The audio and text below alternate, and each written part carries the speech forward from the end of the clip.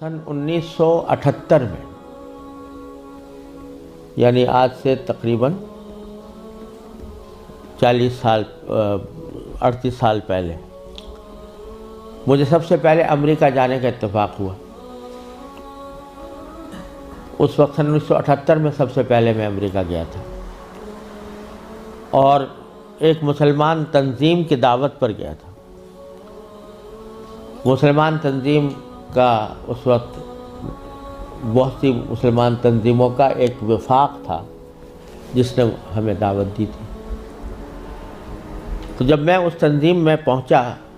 और उसका सालाना कन्वेंशन था, उसमें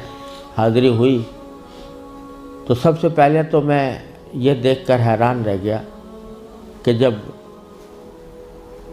शाम को दावत का एहतमाम किया गया तो उसमें कहीं दूर दूर हाज़रीन के अंदर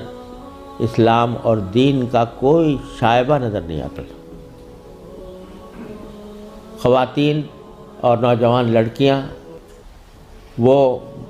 मर्दों के साथ और नीम बरहना लिबास में बैठी हुई थी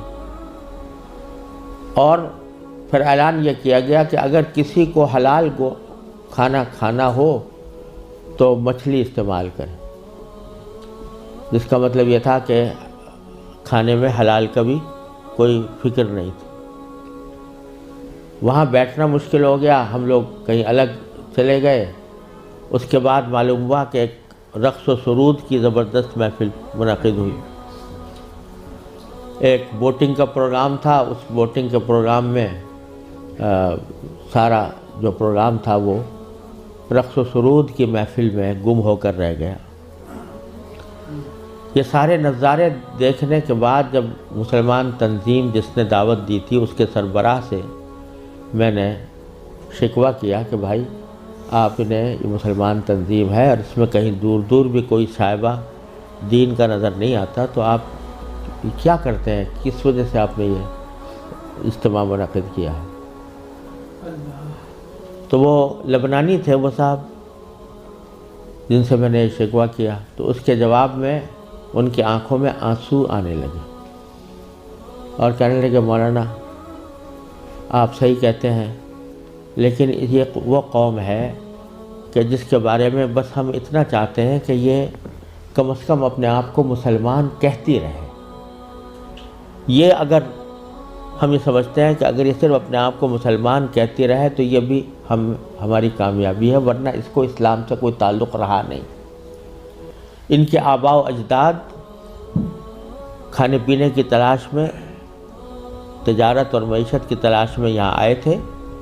उनको अपने बच्चों की तालीम और तरबियत की कोई फ़िक्र नहीं थी। ये इसी माहौल के अंदर पले बड़े हैं और उसके नतीजे में इनको दूर दूर भी कहीं इनके अंदर कोई शायबा दीन का नज़र नहीं आता। हमारा काम सिर्फ यह है कि इनको इस बात पर जमा कर लें कि भाई तुम मुसलमान हो, अपने आप को मुसलमान कहते रहो, वरना इस्लाम की कोई चीज़ इनके अंदर बाकी नहीं रही। ये मंज़र मैंने सन 1978 में अपनी आँखों से देखा और ये इबरत हुई कि अगर मुसलमानों ने अपने बच्चों को, अपनी नस्लों को सही तालीम और तरबियत देने की तरफ तवज्जो न दी तो अल्लाह बचाए, ये इस बात की का अंदेशा है कि अल्लाह बचाए जो आने वाली नस्लें हैं वो अल्लाह बचाए मुर्तद ना हो जाए। और अगर खुदा ना करे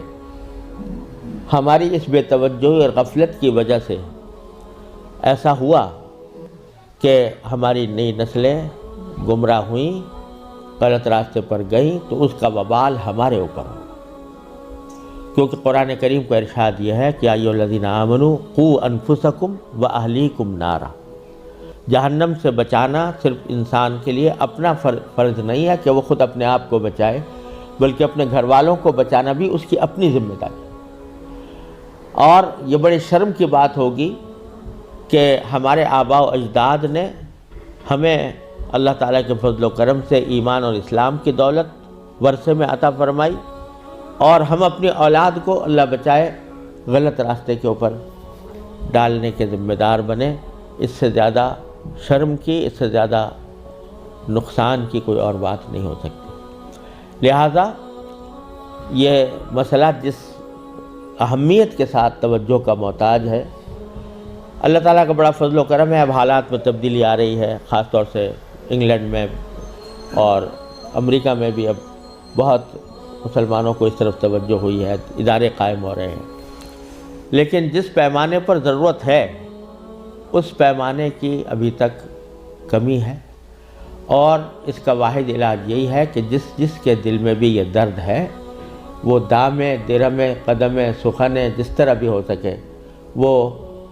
ایسے ادارے قائم کرنے کی کوشش کرے، ان اداروں کے ساتھ تعاون کرے، اس میں اپنے بچوں کو بھیجنے کا اہتمام کرے۔